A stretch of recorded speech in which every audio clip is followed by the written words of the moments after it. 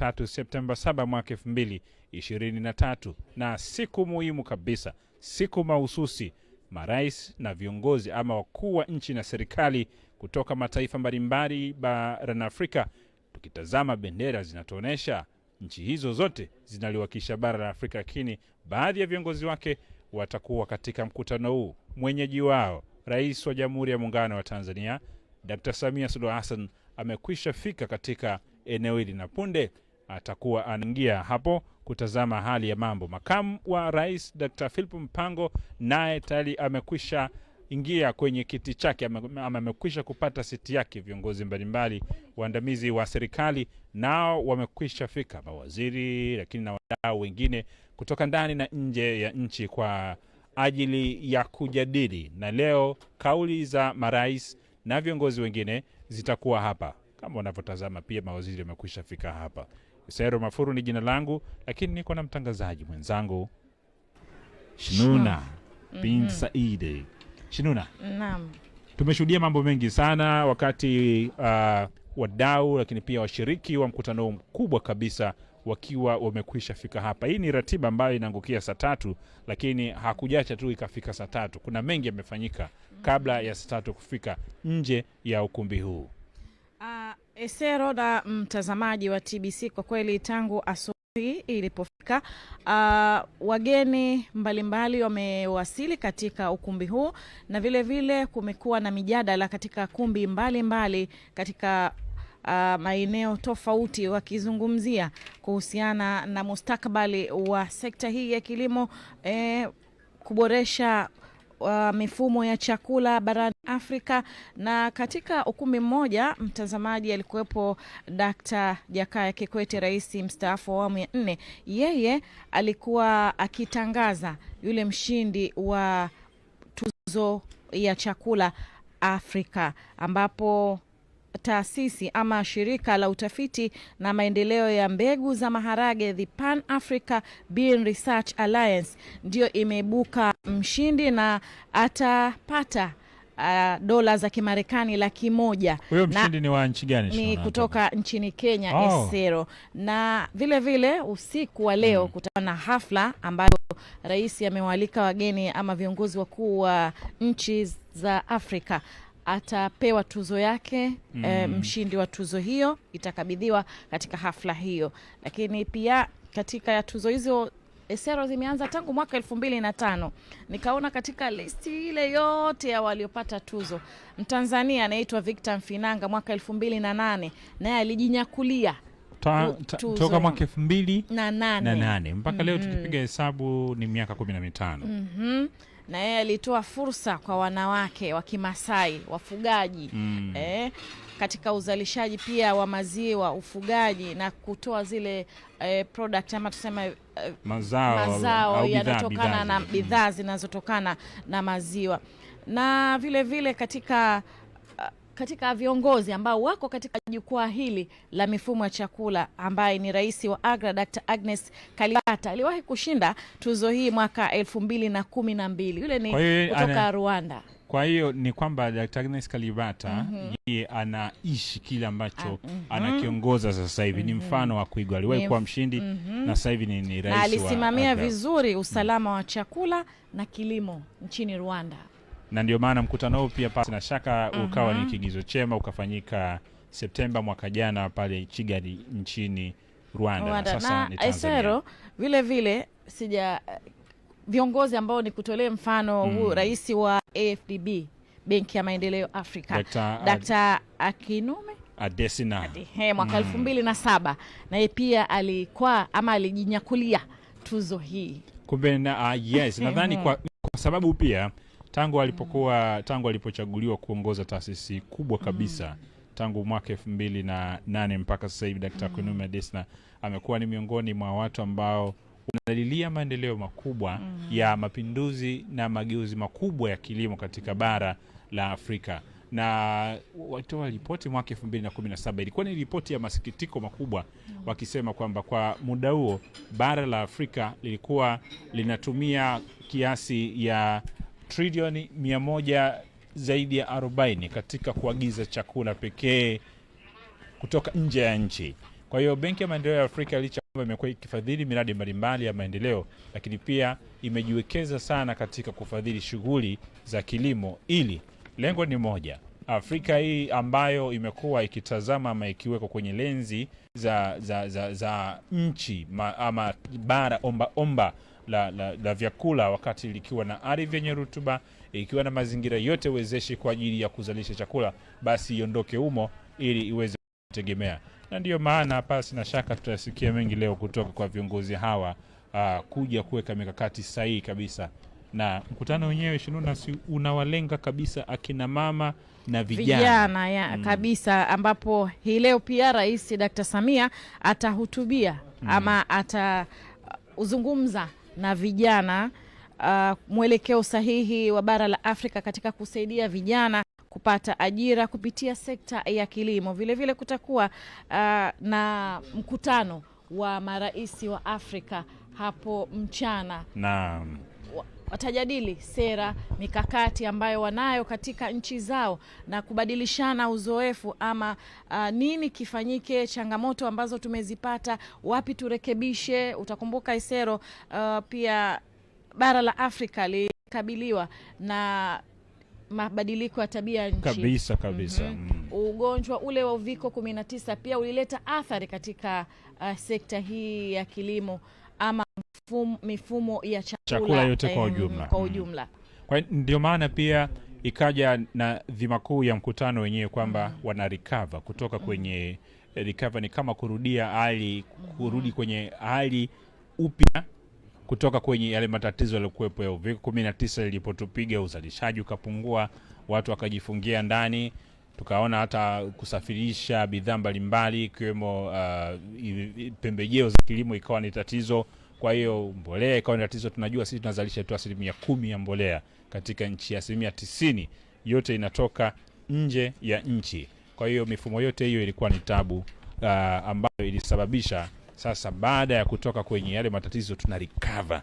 Kurecover vipi ndicho ambacho kinatafutwa kwenye mkutano huu. Sasa tunatafuta kuregenerate, kuendeleza pale ambapo waliishia, na baadaye ni kuchukua hatua, yani kuakti kwa ajili ya suluhu za mageuzi ya kilimo, zile suluhu za Kiafrika kwa ajili ya Afrika, ili kupata mageuzi makubwa ya kilimo yatakayowezesha bara la Afrika kujinasua kutoka kwenye mtego huu mbaya kabisa wa utegemezi wa chakula, nafaka na vitu vingine.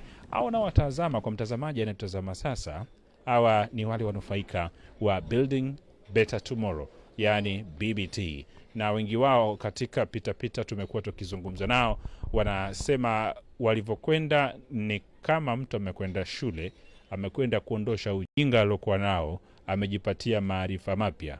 Hawa vijana wa BBT wanaona fahari sana kwa kwenye huu mradi na namna ambavyo serikali inasimamia zoezi hili, ili lile tatizo tunalolilia la ajira liondoshwe ndani yao. Wanaweza kuwa mfano mzuri sana, na shuhuda zao tumekuwa tukizitazama kwenye vyombo vya habari. Ni miongoni mwa watu ambao Rais Samia ataongea nao hii leo. Na asubuhi leo pia katika ukumbi mwingine, Rais wa Zanzibar na mwenyekiti wa Baraza la Mapinduzi Dr. Hussein Ali Mwinyi walikuwa na mjadala kuhusiana na mradi huu wa BBT ambao serikali ya Rais Dr. Samia pia imetambuliwa, na ndio maana ikakabidhiwa kuwa mwenyeji wa mkutano huu kutokana pia na sifa ya mradi huu wa Jenga Kesho Iliyo Bora, ambao unalenga kuwawezesha vijana ambao ndio nguvu kazi kubwa ya nchi kuingia katika kilimo katika vijiji 12,000 takriban nchini Tanzania. Mradi huu ambao umegharimu zaidi ya bilioni 300 na sasa hivi taasisi mbalimbali za kifedha zinajitokeza. Kuna benki moja NMB, wao wameshahidi tayari watatoa shilingi bilioni 20 kwa ajili ya kuendeleza mradi huu, na tumezungumza mapema asubuhi na Katibu Mkuu Wizara ya Kilimo Gerald Geoffrey Mweri, akasema benki nyingine ama benki mengine, taasisi nyingine za kifedha zinaendelea kujitokeza ili kuhakikisha kwamba mradi huu utakuwa ni wenye matunda na wenye manufaa, kwa sababu anasema kabla ya kufanya walifanya utafiti kwa vijana. Kwa nini umri ule wa kuanzia miaka 15 mpaka kufikia miaka 30 na kitu walipata taabu kubwa walipata taabu kubwa, walikuja kugundua kwamba vijana hawapendi kujihusisha na kilimo. Kijana hapendi kujihusisha na kilimo, lakini ikifika muda wa breakfast anataka ale vizuri Shinuna. Ikifika muda wa lunch apige msosi wake vizuri. Ikifika muda wa usiku dinner pia, ama chakula cha usiku na chakula cha jioni chajio ale vizuri, lakini hawapendi kujihusisha na kilimo kwa sababu kitu alichokuwa na kitazama mwanzo, picha tunazoziona kwenye vyombo vya habari, vipeperushi mbalimbali, unamwona tu mzee wa watu kachoka, yuko hoi bin taabani, ndiye ameshikilia jembe la mkono. Ile haimpi hamasa kijana kujiweka katika mazingira ya kwenda kufanya uzalishaji. Lakini sasa hicho ambacho tunakifanya, na wizara ilisema inataka kuwafanya vijana wavutiwe na kilimo, kilimo kiwe ni kitu cha mvuto. Kwa vijana wakasema maoni yao, bwana, sisi tunachotaka kwanza tupate mitaji, tumpate kutumikisha ardhi, lakini pia kilimo hiki kiondoke kwenye jembe la mkono kutoka miaka ile ya 60 miaka 50 huko. Tunatakiwa sasa tutumie teknolojia kwa ajili ya uzalishaji. Serikali ikasema hewala, ndicho ambacho sasa kinafanyika kwa BBT, ambayo sasa tunaona haikomei tu kwenye kilimo. Wizara ya Mifugo na Uvuvi nao wameshaanza, kuna vijana wanafuga sana huko sasa hivi. Kwa hiyo tunaona hii miradi ya takriban milioni ama Tanzania inahitaji, jana nimemsikia Waziri Ulega akisema Tanzania inahitaji trilioni 1.3 kwa mwaka kufanikisha kilimo cha umwagiliaji, akizungumzia pia na katika sekta yake pia aligusia masuala mbalimbali ya kuboresha masuala haya ya ufugaji. Kuna ile siku ya 8 Esero tulimuona rais akitembelea mabanda mbalimbali katika unenepeshaji wa ng'ombe na Tanzania imekuwa ikifuga, ina wanyama wengi, na kitoweo kinasaidia katika pato. Ama takwimu hizo pia hata kwenye hotuba ya bajeti ya wizara ya kilimo,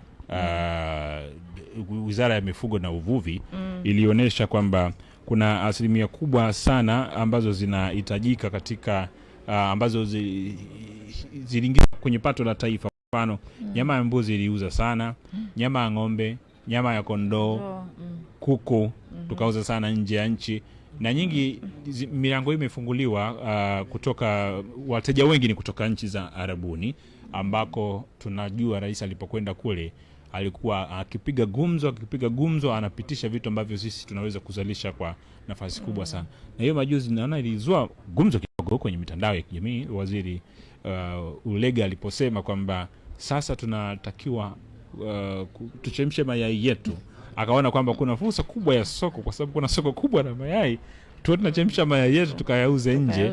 Nadhani tukimpata Waziri Ulega hili pia itabidi aje alizungumze vizuri, kwa sababu kidogo lilileta sintofahamu, leta mjadala mkubwa kwamba mayai kumbe tunaweza kuyachemsha, tuchemshe mayai yetu ili twende tukauze nje. Nadhani pia akisema kuchemsha, tunajua kwamba kupeleka mayai kikaa muda fulani si anakuwa visa.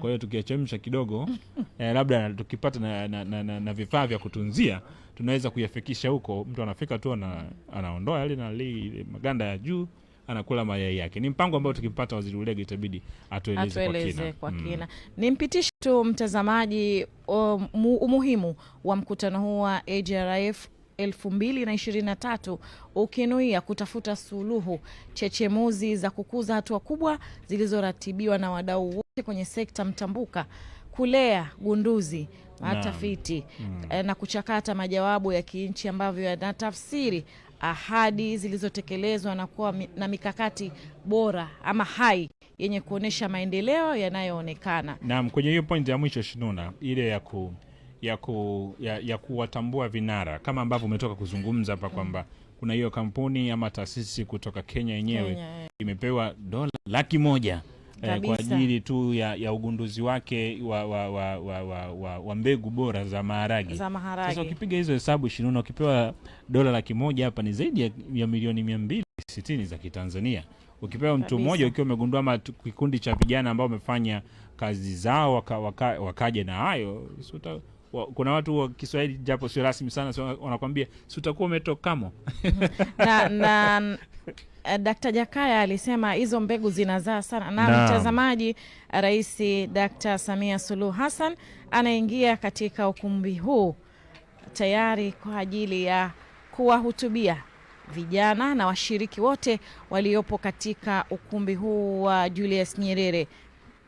Naam, Rais Dr. Samia Suluhu Hassan akiongozana pia na Rais wa HRF Dr. Agnes Kalibata, Waziri wa Mifugo, Waziri wa Kilimo Hussein Bashe, Makamu wa Rais Dr. Philip Mpango, wanaketi tayari na shughuli tunaweza kusema kwamba sasa inakwenda kuanza. Tusikilize MC anakiendelea na utaratibu wa ndani.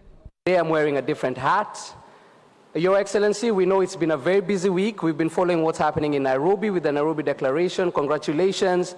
For everyone that's been following, there's a declaration that has now been put forward. And of course, as of yesterday, there were about $26 million in commitments, of course, to move forward with climate action. And the reason why we're even mentioning it today is because climate and agriculture go hand in hand. So please, let's start there. A warm round of applause for everyone and the leaders that we currently have that are pushing.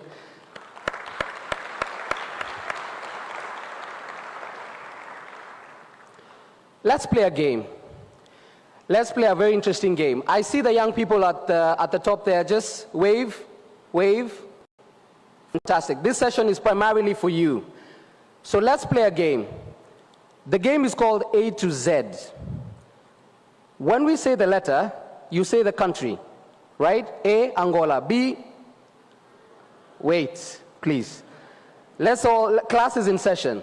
A to Z, really quickly. A. The trick is the country first has to be an African country. A, B, C, D, E, F,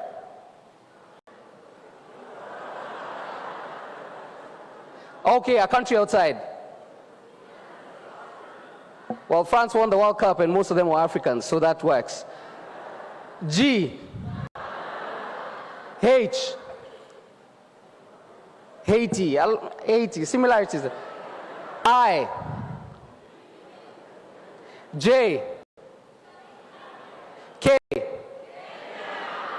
L, M,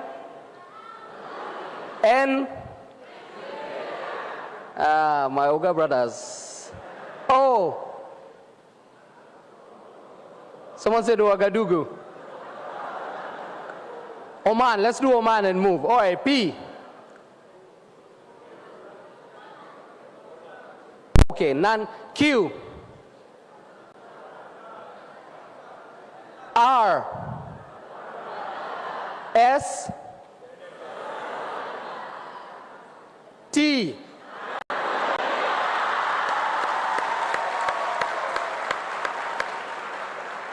U. V. W. Wales, all right. Wales is not a country anymore. X. Oh, the room has gotten awfully quiet. Why? Yemen. Z. Perfect.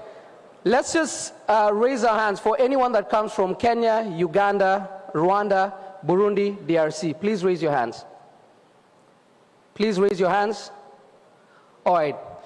Mheshimiwa Rais, walioinua mkono tumebainisha. Tutabaki nao papa hapa Tanzania tuwafunze Kiswahili.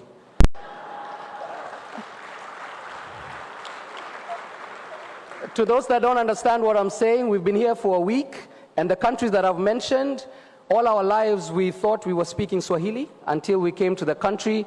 So a warm round of applause to Tanzania for their fantastic hospitality.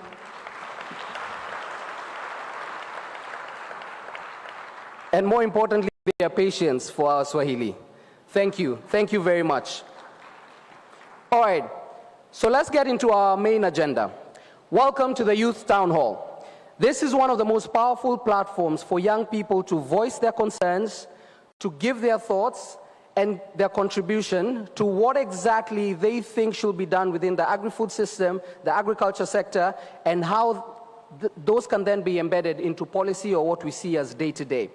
We have the incredible honor, aside from just voicing our concerns, we'll have Her Excellency, Dr. Samia Suluhu Hassan, the President of the Republic of Tanzania, sitting with us on stage and engaging with some of our young people one-on-one, getting their questions and responding to them as we all converse, to just get a sense on some points that we think might be missing or might be missed in the larger picture. So we appreciate that this particular program has made it entirely deliberate to fit the voices of young people into the wider picture. Later on in the program, there's an interesting part. 2 young people will be crowned winners of the Go-Getters Awards. If you've ever wondered what a prize competition that caters to, of course, supporting youth-led agri-food businesses is about, let's all kindly direct our attentions to the screen and watch this particular video before we call on our speakers.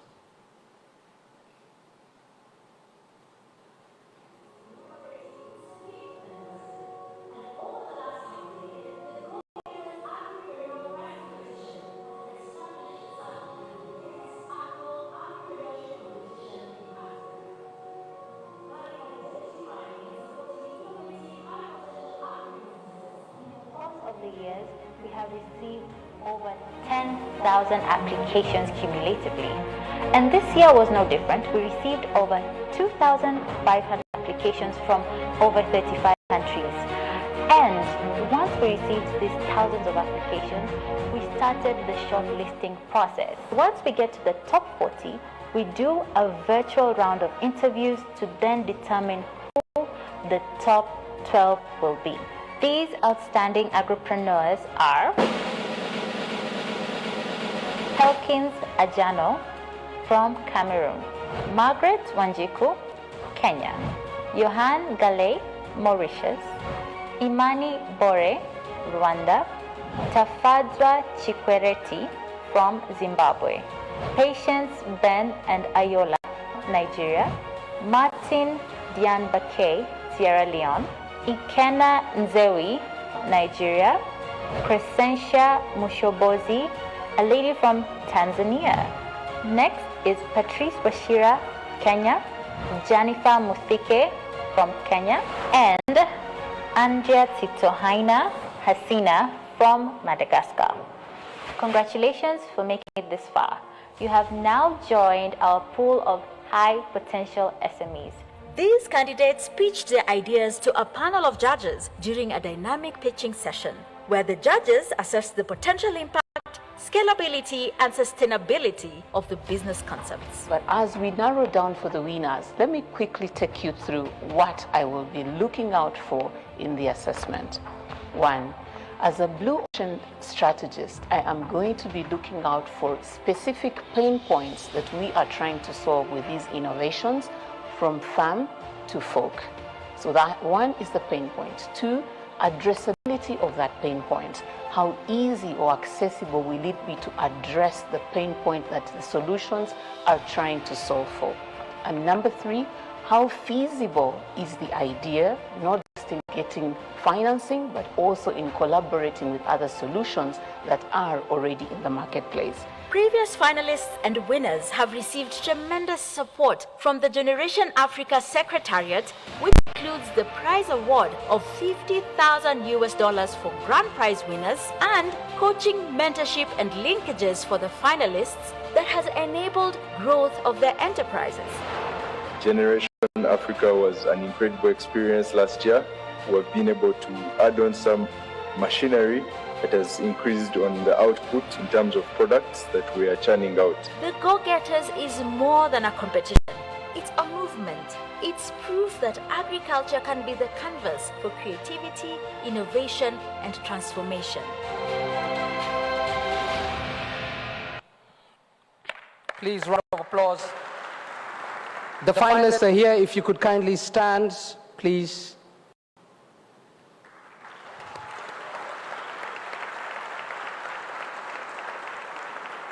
I would love to personally tell you, being here is already a win in itself. Congratulations, I know you're nervous, I know you're extremely nervous, but you know what we say, a win is a win, a win is a win. Maybe not the grand prize, but a win is a win. Starting off, please kindly have your seats. For the first remarks, please allow me to call to the stage Mr. Svein Holster, the CEO of Yara, a very youthful young man, to share his opening remarks.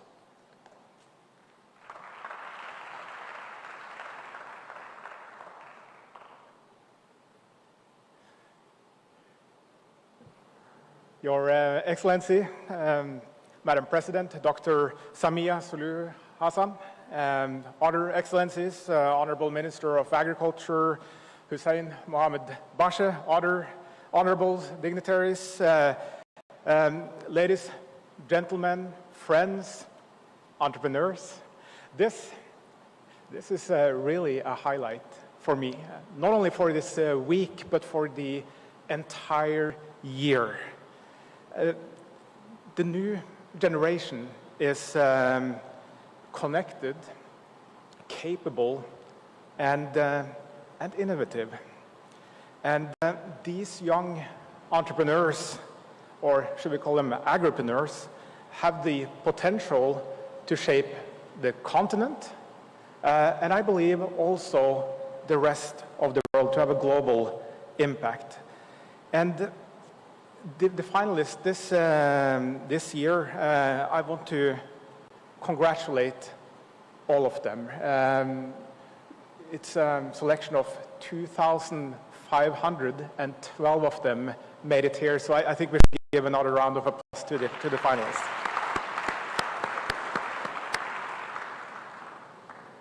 Look, agriculture is already very technology-driven. I mean, take farming, for instance, working out in nature, exposed to weather. And today, already a lot of technologies is used. Sensors, drones, satellite images, advanced weather data, soil analysis, and big data. We are right now in the fourth agricultural revolution, and that is driven by technology, and it will be driven by the youth. And farming and the wider agribusiness can be the engine for sustainable economic growth. Farming is business, and food is business. For me, for Yara, it's important to recognize this and to support young talents to turn their ideas into sustainable businesses. And I truly believe that young tech-savvy entrepreneurs have an important role to play, creating growth and creating prosperity in Africa. And it's really incredible to see what Go-Getters has turned into. The initial talks about this idea started 8 years ago at AGRF in Zambia, together with Dr. Agnes Kalibata and with Strive Masaiva, where we discussed, how do we make the step change in yields and really get improved profits and prosperity in the food business. Well, we need to bring the young people into this business. We need to demonstrate that this is a huge business opportunity, and we discussed that over the next 3 years, and the Go-Getters was launched 5 years ago, and look what it has turned into. Agnes is here, and I'm sure I'm speaking on behalf of Strive as well, that when I say that we are all so incredibly proud of you. Asante.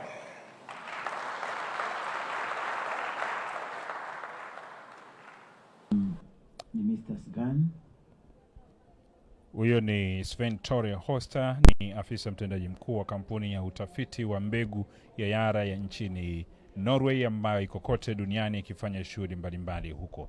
Tusikilize ni kinaendelea tena. Her Excellency on stage. Please, Your Excellency, once you do your remarks after Honorable Minister introduces you, please take the seat. We will carry on from there.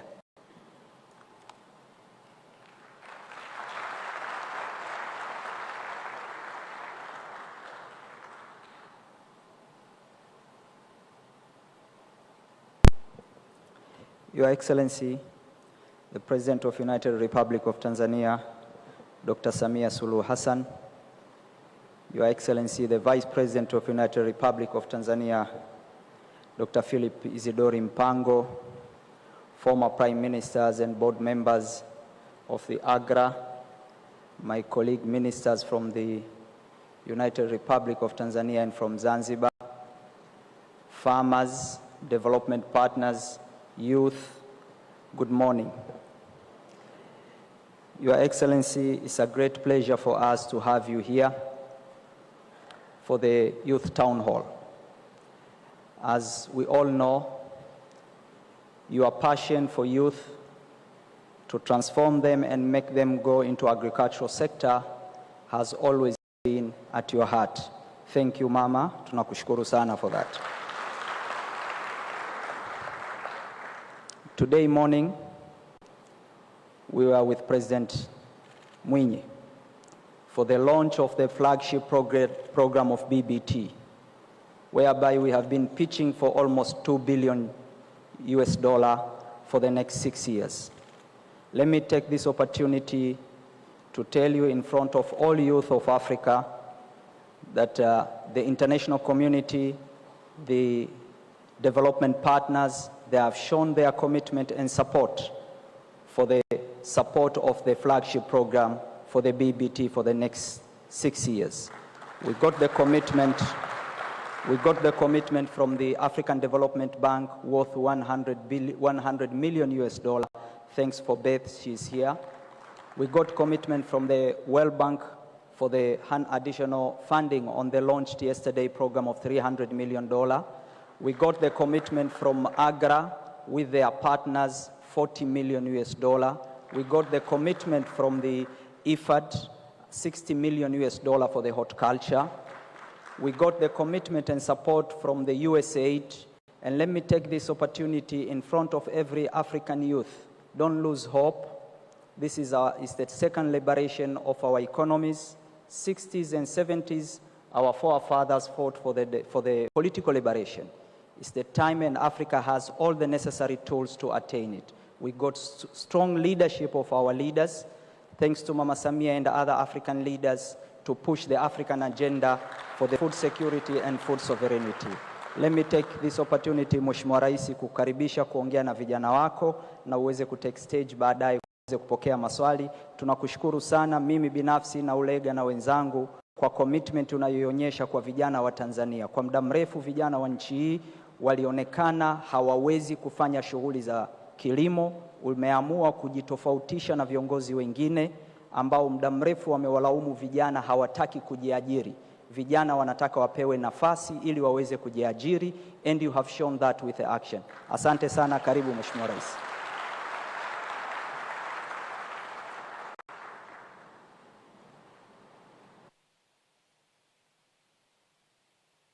Dr. Samia Suluhu Hassan anakwenda kwenye jukwaa sasa kuzungumza na vijana walioujaza ukumbi huu wa mkutano katika siku hii yao maalum, na tumsikilize Mheshimiwa Rais.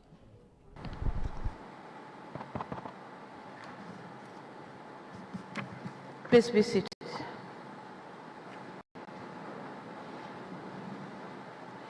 Your Excellency, the Vice President of the United Republic of Tanzania, Mrs. Dor Mpango, Your Excellency, I'm told he's still chairing the session, Dr. Haile Mariam Desalegn, former Prime Minister of Ethiopia and Chair of AGRA Board, and the board members of AGRA, Dr. Agnes Kalibata, President of AGRA, Honorable Ministers and Deputy Ministers here present, the Principal Secretaries and Deputies here present, distinguished political leaders, senior government officials, AGRA and other development partners and sponsors, representatives of various institutions, public and from private sector, both international and local, invited guests, ladies and gentlemen, a very good morning to you all. At the outset, I'd like to take this opportunity to express my profound gratitude to the Alliance for Green Revolution in Africa, AGRA, under the able leadership of His Excellency Haile Mariam Desalegn, Chair of the AGRA Board and member of our National Organization Committee. Sincere thanks to Dr. Agnes Kalibata, the AGRA President, for this well-organized African Food Systems Forum for this year, 2023, here in Dar es Salaam, the United Republic of Tanzania. We are happy and feel greatly honored as we have put our country on the world map when it comes to promoting the agriculture sector towards making Africa a food basket for the region and the world.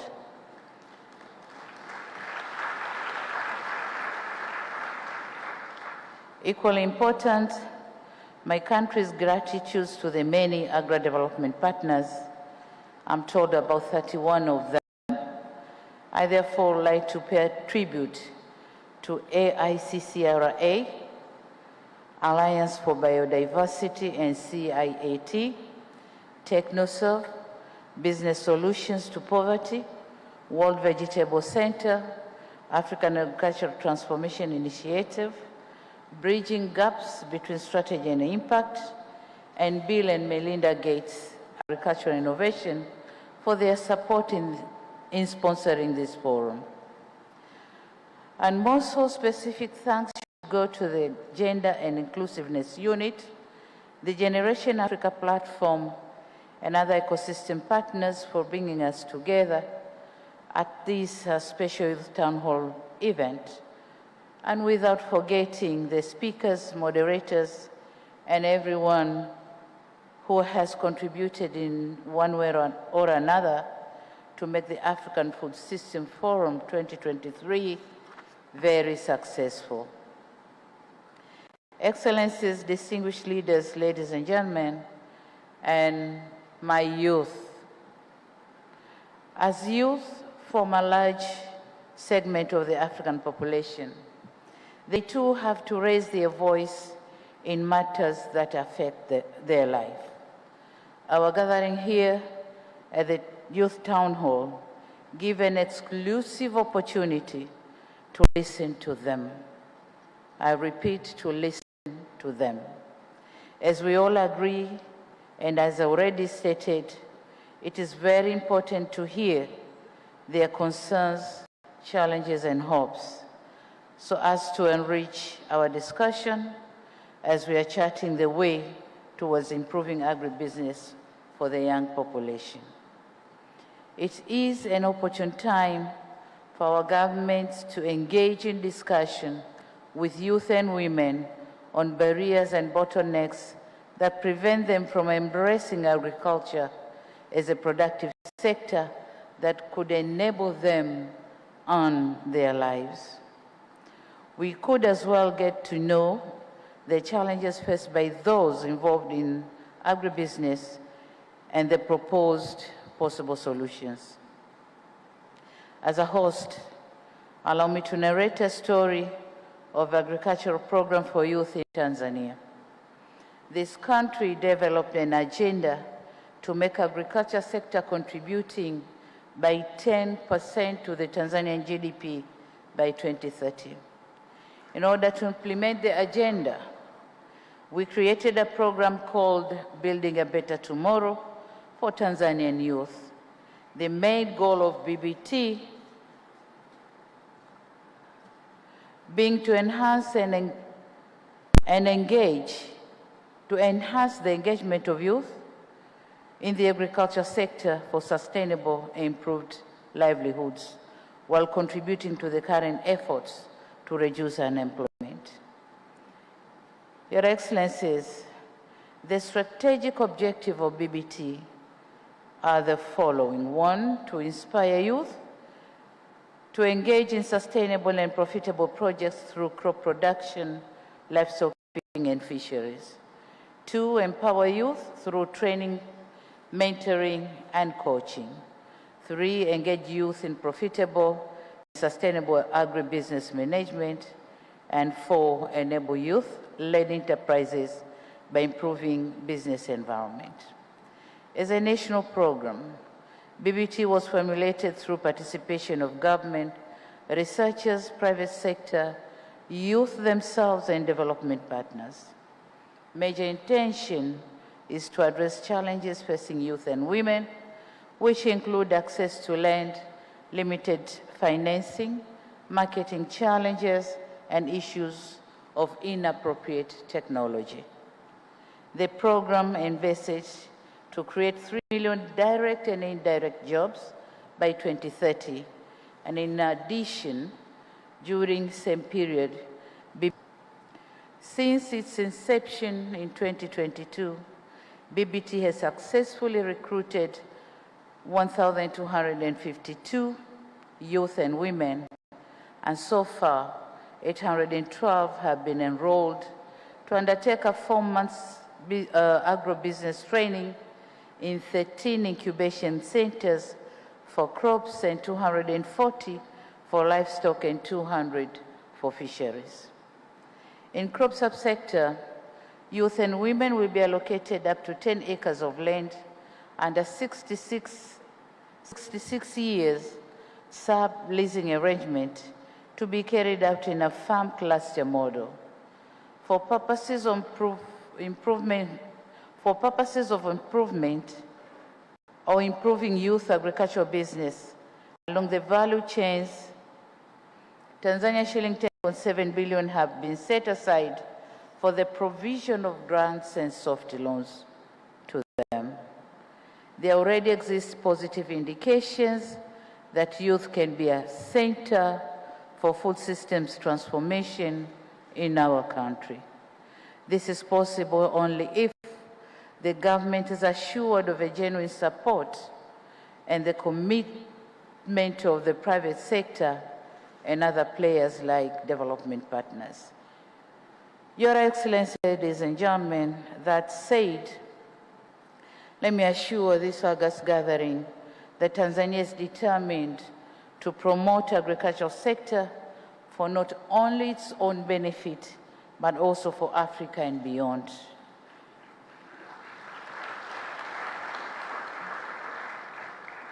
Having said that, let us now hear what the youth have to say and what the youth have to hear from our governments. Thank you very much for your attention.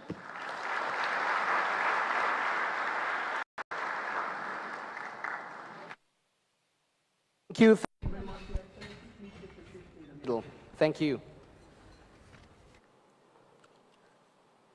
Without further ado, let me call the people on stage that will be representing, of course, the brilliance that is the younger population in Africa and around the world. Ms. Hadija Jabiri is the Managing Director and Founder, Jibri Limited. Please, round of applause. Ms. Nancy Iraba, Co-Founder and CTO of Healthy Seaweed Company. Ms. Janira Rodriguez Torres, the United Nations Sustainable Development Solutions Network in Bolivia.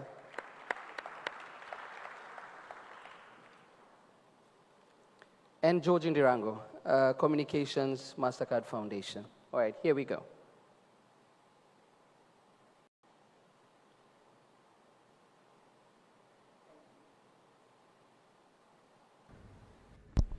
Thank you very much. Your Excellency, throughout about 30 to 40% of your remarks mentioned young people, youth, meaning it's not by chance that you see young people as a recognizable part of what agri-food systems is trying to do and your ambitions also within what's happening in Tanzania and for the region. So we appreciate you very much for that.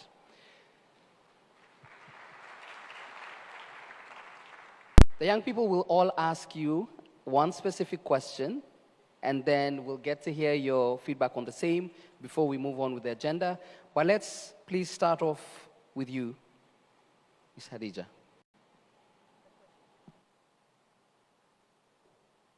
Your Excellence, my name is Hadija Jabiri. I'm a co-founder and managing director of Eat Fresh Tanzania. We are into production, value addition, as well as marketing of horticultural produce locally, as well and exporting to EU countries and India. Your Excellence, being a young person myself in the agriculture sector and running an incubation hub for the youth in the agriculture sector, among the challenges which I see youth experiencing is access to market. So my question to you is, how can governments promote market access and value addition for youth-produced agricultural products, helping them to overcome challenges related to distribution and marketing as well?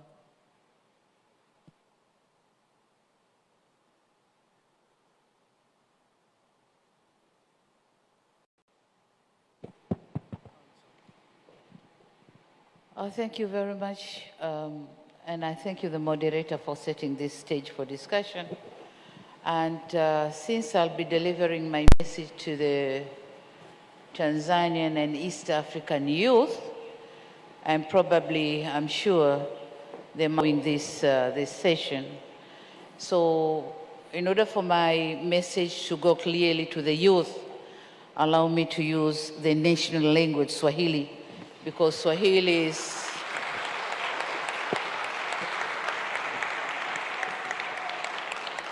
because the language is used in the whole of East Africa and also the neighboring countries. So here I go. Swala la masoko. Kwenye swala la masoko ni kweli kwamba kuna shida katika kupatikana masoko, lakini katika tafiti tulizofanya tumegundua kwamba kuna mambo mawili ambayo yana utata na tunayafanyia kazi.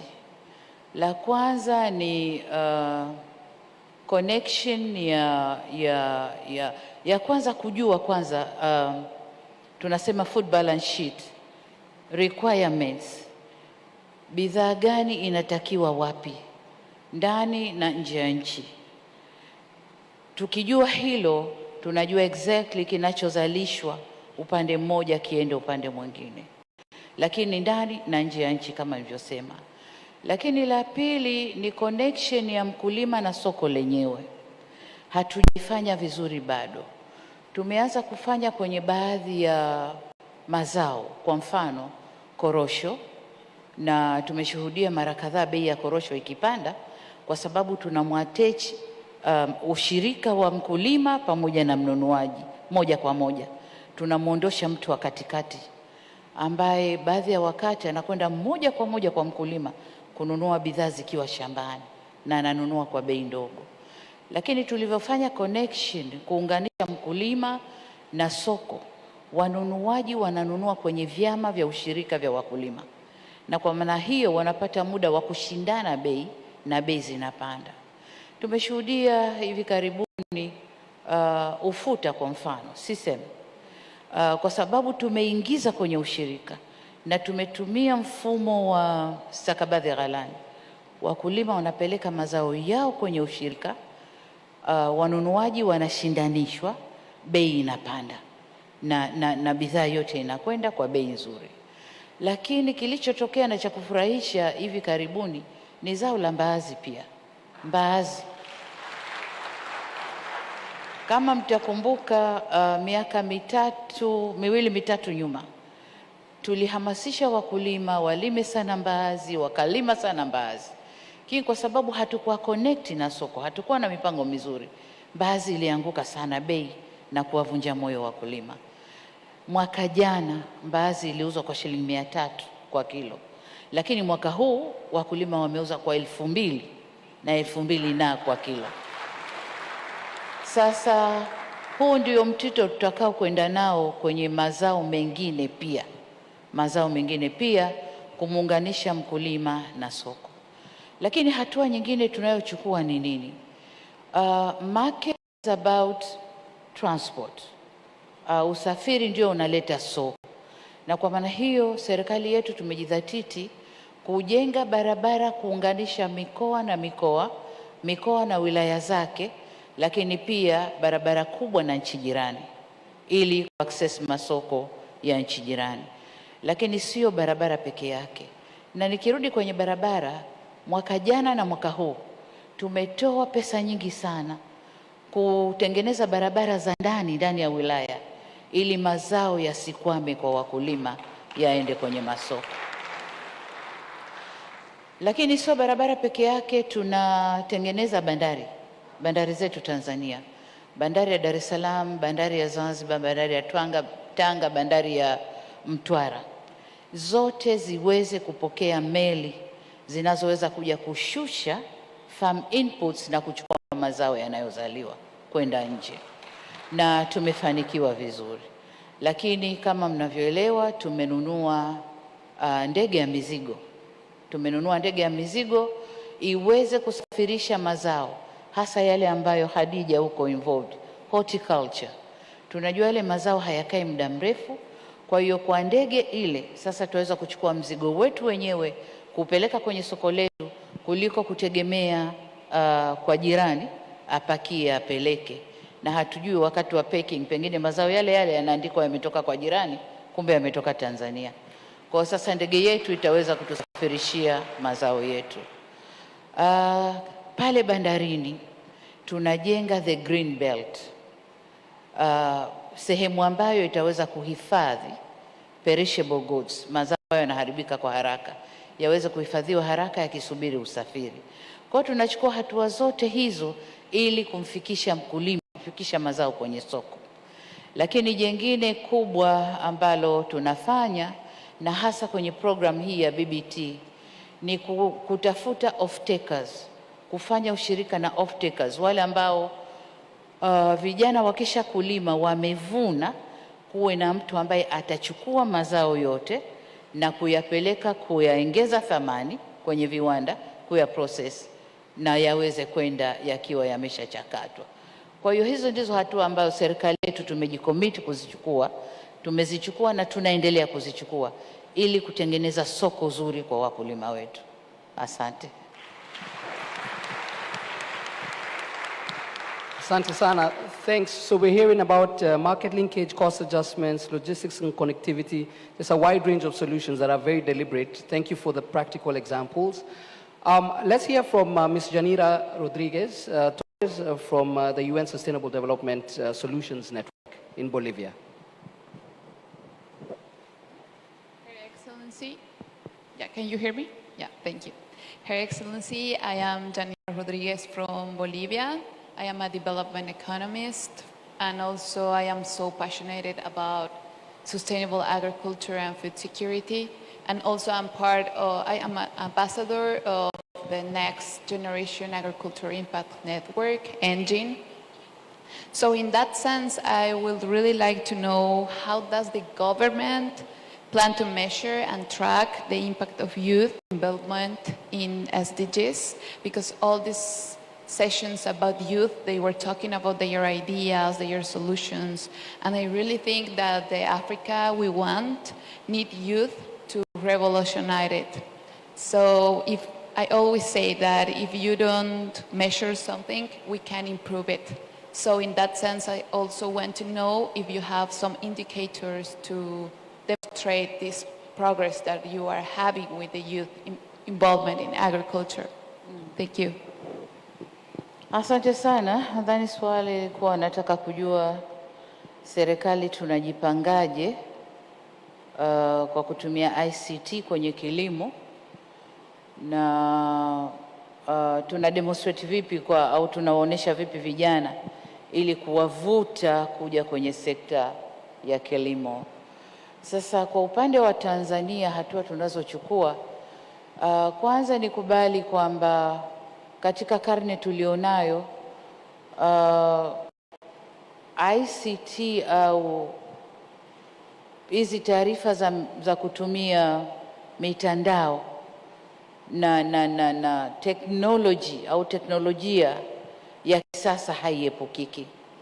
Ili tuweze kuwavuta vijana, lazima tuwe na system hizo, ndio vijana waweze kuingia kwenye sekta ya kilimo. Na ni lazima tuwatoe ile fikra kwamba kilimo ni kazi ngumu. Kwa teknolojia inakwenda kurahisisha kilimo kwa vijana. Sasa Tanzania tumefanyaje? Tanzania kwanza tumejua kwamba kilimo ni kujua taarifa zake, na kwa maana hiyo tunawekeza sana kwenye research, tafiti, na kwenye tafiti tunafanya katika maeneo yote: kilimo, ufugaji na uvuvi. Kwenye kilimo tumejielekeza sana kwenye kwanza kujua afya ya udongo, lakini kabla hiyo kujua afya ya udongo, kwanza tuwe na database ya wakulima, tumjue mkulima ni nani, tuwe na register ya wakulima, ndipo tutakapoweza kutoa huduma nzuri. Kwa hiyo kwa kutumia ICT tunaendelea kufanya registration ya wakulima, aina ya kilimo wanachofanya, eneo alilo nalo na mambo mengine yanayomhusu mkulima.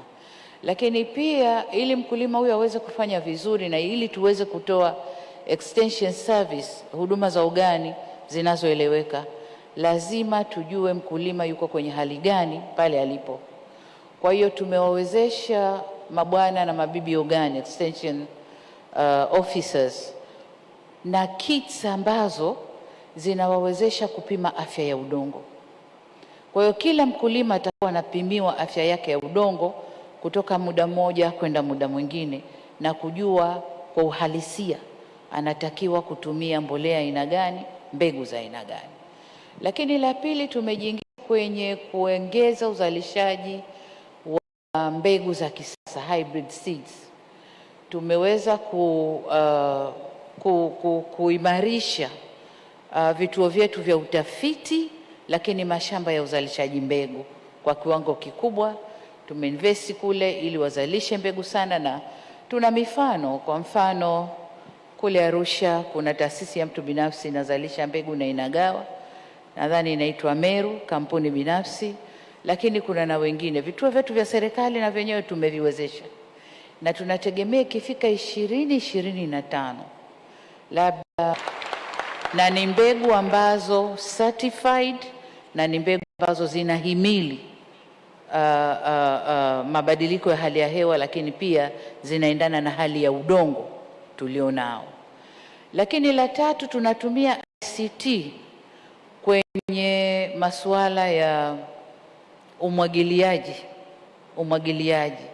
Kama unavyotambua, zamani tukisema umwagiliaji ni kumwagilia, hasa ni kuchukua maji na kuyamwaga kwenye udongo ili mazao yaje kama inavyomwaga mvua. Lakini sasa tunamwagilia kwa kutumia utaalamu wa teknolojia ya kitaalamu, ambayo mti unakwenda kumwagiliwa kwa maji yanayotakiwa na muda unaotakiwa.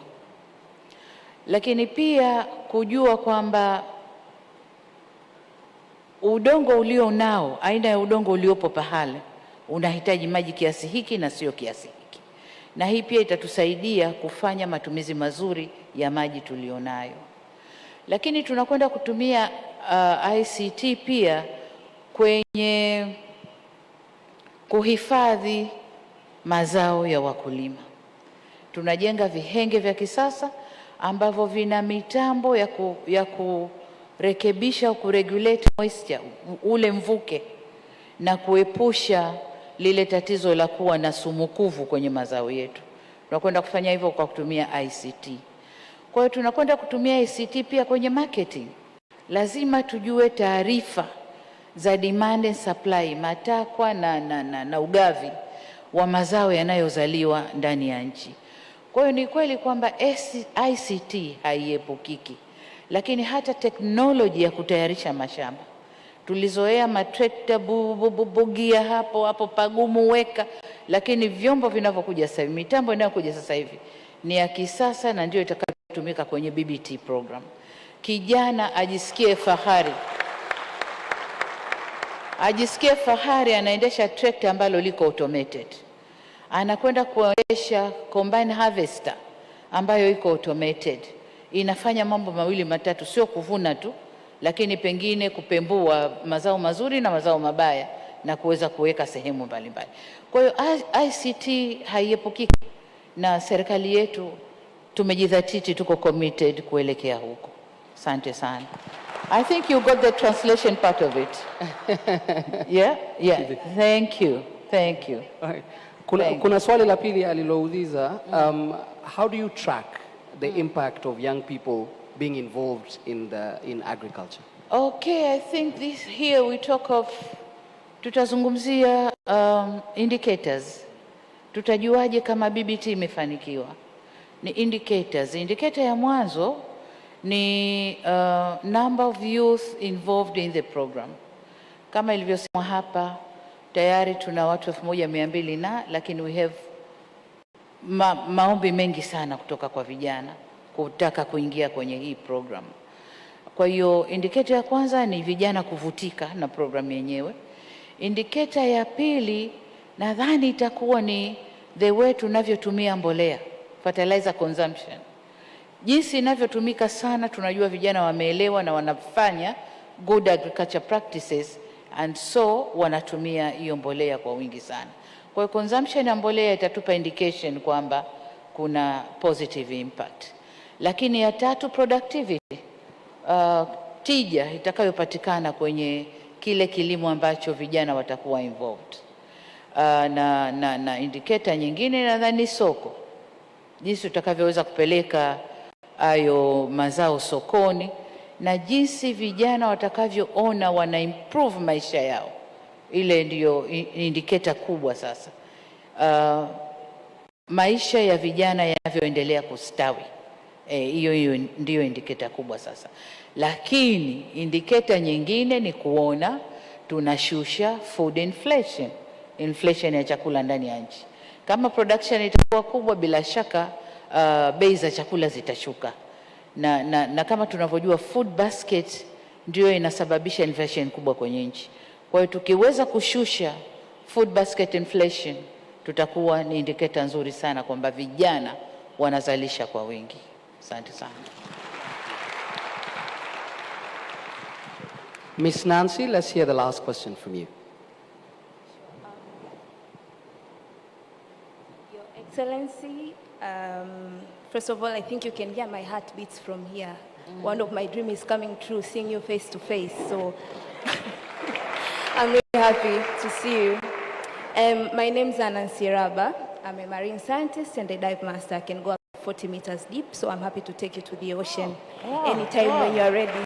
Wow. And I'm a co-founder and CEO of Healthy Seaweed Company Limited, in which we are innovating different seaweed for food to allow people to include seaweed in their diet. So we are making revolutionary dietary for seaweed foods for people to include in their diet, because Tanzania, we're the first largest producer of seaweed. Why not consuming it? So that is what my company is standing for. And I'm also part of Generation Africa Fellowship. I was part of the Go-Getters last year in Rwanda, so I'm very proud that with your leadership, we're having HRIF in Tanzania this year. And coming to my point, because I'm a Tanzanian mermaid, so I'll go to the blue economy. So as we know that Africa has a great ocean line, approximately 30 kilometers long. Given the importance of technology and innovation, entrepreneurs in the agriculture sector. Thank you. Thank you, Nancy, for that very technical and good question. Blue economy ni kwa Tanzania ni sekta mpya, na Tanzania bara ndio sasa tunaanza kudevelop sera ya blue economy, lakini kwa Zanzibar tayari wamesha develop sera na wameanza kutekeleza. Sasa wakati tuna develop sera ya blue economy, Zanzibar could be a good model kwa sisi kusoma. Sasa kwa wenzetu Zanzibar walichokifanya ni kwamba wameanza swala la blue economy, aqua culture, aqua farming muda mrefu sana, lakini wameanza wakiwa hawana mwamko mkubwa. Ukulima wa mwani kwa mfano, lakini pia research ya viumbe vya baharini ambavyo vinatoweka wameanza kufanya muda mrefu, na sasa wameanza kuvuna matunda ya hizo research. Kwenye mwani kwa mfano, Zanzibar kule sasa hivi kwa kutumia teknoloji ya sasa hivi wanaweza kutengeneza mwani. Kwanza wanauza kwenye soko la nje, wana add value na kuuza kwenye soko la nje, wanaongeza thamani na kuuza soko la nje. Lakini la pili, wanatengeneza bidhaa zinazotokana na mwani. Nimeona cosmetics zinazotokana na mwani, nimeona madawa yanayotokana na mwani, na wanafanya mambo tofauti kwa kutumia technology ambayo sofa wanayo. Lakini nimeshuhudia pia kwenye utafiti wa viumbe vya baharini, kuna viumbe vinaitwa chaza au oysters ambao karibu walikuwa wanatoweka, na nimeona kazi nzuri ya Marine Science Institute ambao wamefanya utafiti na wamerudisha baharini vile viumbe, lakini viumbe vile vinatoa kitu kinaitwa pearl au lulu, and so chaza ambazo zinapandikizwa zinatoa hiyo lulu, na wametrain vikundi vya wanawake kuvuna chaza, kutoa hizo pearls na kutengeneza jewelries. Kwa hiyo nimeona mwenyewe.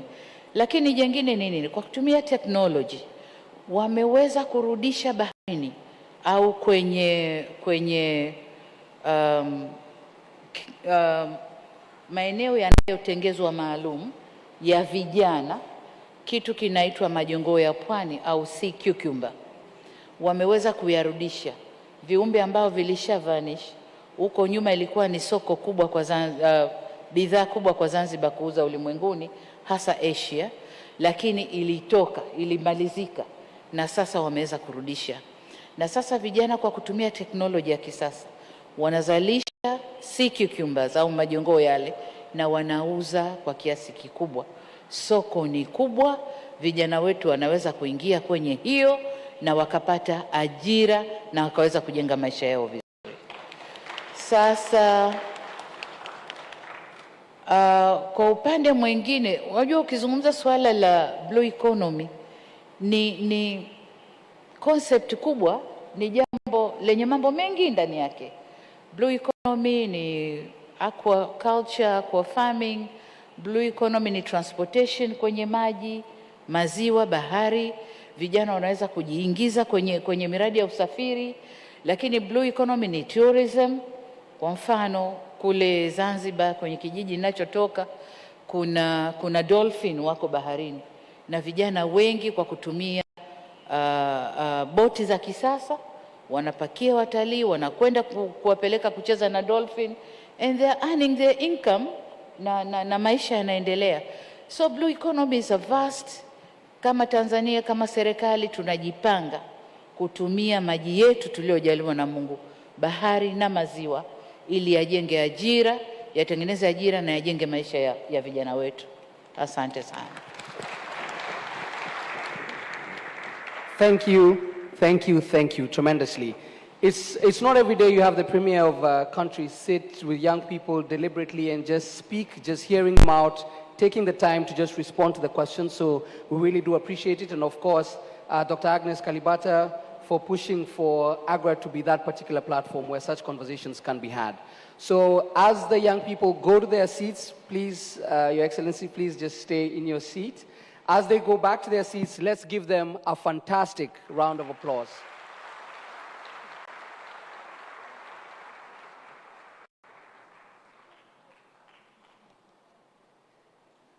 Anyone to take pictures, please? Vijana wa jasiriamali, lakini pia ambao kwenye sekta ya kilimo wakipiga gumzo na Rais wa Jamhuri ya Muungano wa Tanzania Dr. Samia Suluhu Hassan, na pengine furaha kwa wengi ni kwa namna ambavyo Rais Samia ametoka kwenye matumizi ya lugha ya Kiingereza na kufikisha ujumbe ama maswali aliyoulizwa na vijana. Mengi tu Rais Samia amezungumza, ikiwemo hatua ambazo Tanzania inazichukua katika kuhakikisha swala hili la kilimo kuleta mageuzi makubwa Tanzania. Hatua ambazo Tanzania imezichukua, Rais Samia amezitaja, ikiwemo kuleta ndege ya mizigo kupeleka kwenye soko. Hatua nyingine ni bidhaa gani, kuhakikisha swala la masoko, bidhaa gani zinatakiwa katika masoko ya ndani na nje. Na tusikilize, tukurudishe tena hapo kumbini, usikize nini kinazungumzwa. On a scale of 1 to 10, how do you feel? Show of hands. 10? All the best, all the best. Okay. I just want you to confirm that this has not been opened. Excellency, Madam President, unaona transparency? It has not been tampered. It has not been tampered with. Fantastic. So we will start off with the male winner.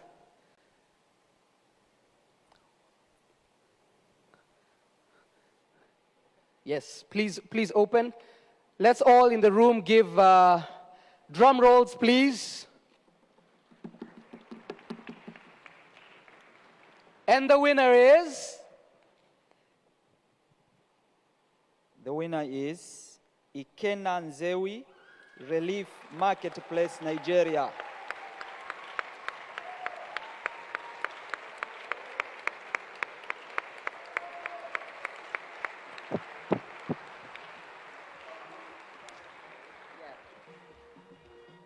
All right, okay. I know we'll get the certificates in just a second, and then we'll get the pictures with Her Excellency. Let's hear who the lady is. So we have one man, one gentleman, and one young lady who make up the winners. And the winner is, wait, drum rolls. Okay, so the grand prize female winner is Hasina Andriatachina from Madarom of Madagascar. Yes. Congratulations.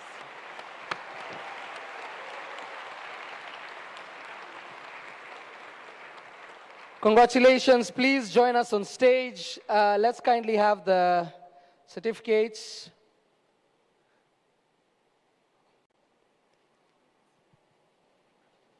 Thank you. Please, let's all kindly join. Yeah. Cool. Let's take those.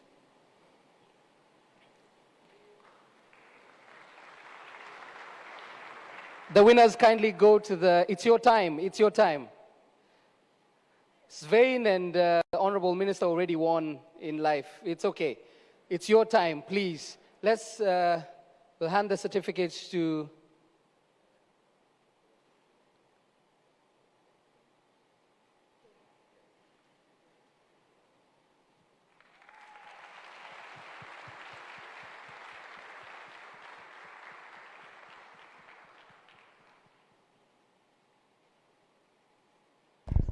ni wale vijana 12 walioko kwenye taasisi mbalimbali ndogo na kubwa, naita SMEs, Small and Medium Enterprises, lakini sasa wawili wa kwanza na wa pili ndio wamepewa zawadi zao na vyeti. Tukasikilize. You feel like 10 out of 10 and now you're here. How do you feel? I was surprised. Really surprised right now. We'll give it a bit to settle in. What about you? It's an honor to be here. I'm very, very excited about this, to bring this back to our company and our team that are doing the hard work in the field. Great to be here. Fantastic. Let me get out of your way. Please take your pictures. Let's kindly have, please, His Excellency, the Vice President, join us on stage. Dr. Agnes Kalibata, please join us on stage as well as we take our final pictures.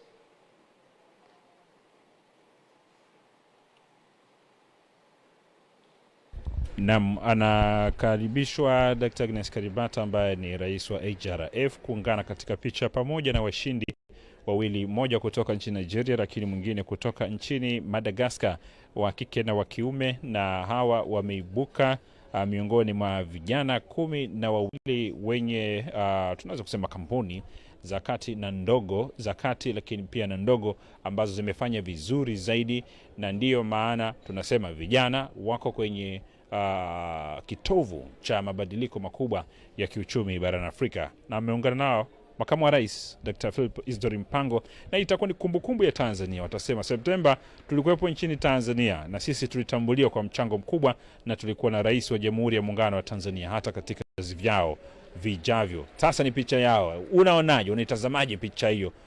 Kijana wake kutoka Madagascar, lakini pia na rais wa Jamhuri ya Muungano wa Tanzania, na kijana yeye ataenda hata kuonesha kule nchini Nigeria kwa Bola Tinubu. Amempa rais style ya kupiga picha. Itapendeza na kuwa kwenye kumbukumbu. Ataenda kuonesha kwake nchini Nigeria, bwana, mimi nilipiga picha na rais wa Tanzania, kwa kutokana na vichwa ambavyo vinafanya kazi, mageuzi yaliyomo kwenye vichwa ya vijana hawa. Jukwaa lingali kwa rais na mwendesha shughuli pale, moderator wa kazi ya sasa. And we wish you the very best. Thank you.